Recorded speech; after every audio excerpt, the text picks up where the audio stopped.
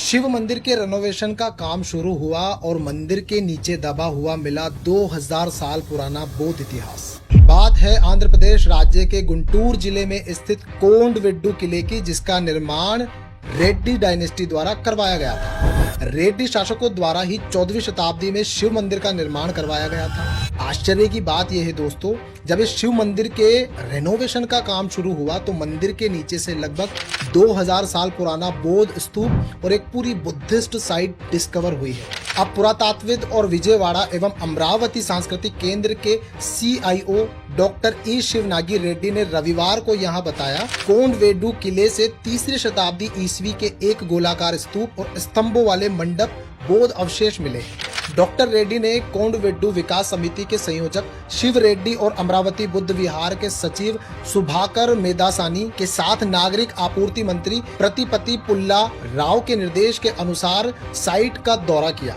अब दिलचस्प बात यह है कि शिवनागी रेड्डी ने 12.5 फीट व्यास और 4.5 फीट ऊंचाई वाला स्तूप संरचना को देखा, जो कि बहुत ही अच्छी तरीके से तराशे गए पाल नाडू चूने पत्थर की परतों से बनी थी, जिसे आमतौर पर बुद्ध स्थलों पर देखा जाता है। सबसे निचली परत पर कमल के फूल की नक्काशी की गई थी, जो अमरावती कला शैली के परिपक्व चरण का प्रतिनिधित्व करती है, जैसा कि विश्व प्रसिद्ध नागार्जुन कोंडा बुद्ध प्रतिमा के आधार पर देखा जाता है। उप निदेशक एन मल्लिकार्जुन राव कहते हैं कि वास्तुकला अवशेषों और शिलालेखों के प्रमाण के आधार पर यह सातवां काल का है और कोंडवेड्डू किले क्षेत्र में बौद्ध धर्म के अस्तित्व का प्रमाण है। स्तूप के अवशेषों में धम्म लिपि यानी आज का नाम ब्राह्मी लिपि का एक छोटा सा टुकड़ा मिला है। इस शिलालेख के आधार पर यह प्रमाणित होता है कि कोंडवेड्डू किले में सातवाहन काल से ही बौद्ध धर्म विद्यमान था। शिलालेख में 8 अक्षर मौजूद हैं। विभाग के सहायक निदेशक फाल्गुन राव, जो कि इस टीम का हिस्सा है, बताते हैं कि स्तूप के पास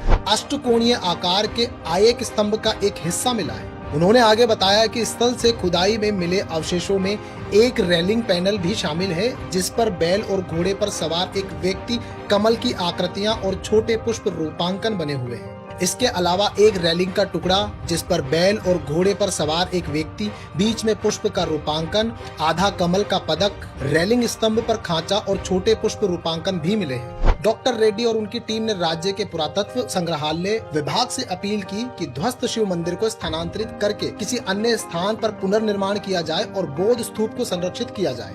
डॉक्टर रेड्डी और उनकी टीम ने उस स्थान का दौरा किया। उन्होंने देखा कि जहां पर नरसिम्हा की प्रतिमा है, वो गुफा प्राचीन काल में बौद्धों की थी, जिसका उपयोग भिक्खु वर्षावास ऋतु के 4 महीनों के दौरान विश्राम के लिए करते थे। डॉक्टर रेड्डी ने इक्ष्वाकु काल की 58-27-7 सेंटीमीटर की एक ईंट उठाई। इक्ष्वाकु एक नागवंश है। अगर आप नागवंश का इतिहास नहीं जानते हैं तो मैं डिस्क्रिप्शन में इसका लिंक दे दूंगा, आप जरूर देखिएगा। डॉक्टर रेड्डी ने कहा कि यह साक्ष्य स्पष्ट रूप से दर्शाते हैं कि कोंडवेड्डू 2000 साल पुराना एक बौद्ध बस्ती थी, जिसे बाद में अनावेमा रेड्डी के काल में 14वीं शताब्दी ईस्वी में पूर्व और पश्चिम की सीमाओं में 2 प्रवेश द्वारों वाली विशाल लंबी किलेबंदी की दीवारों से घिरी हुई अपनी राजधानी के रूप में चुना गया। सांसद लाबू श्री कृष्ण देव रायलू ने केंद्रीय पर्यटन और संस्कृति मंत्री गजेंद्र सिंह शेखावत से स्वदेश दर्शन 2.0 योजना के तहत इसके विकास के लिए धनराशि स्वीकृत करने का आग्रह किया। उन्होंने मंत्री जी को सूचित किया कि राज्य सरकार ने विस्तृत परियोजना रिपोर्ट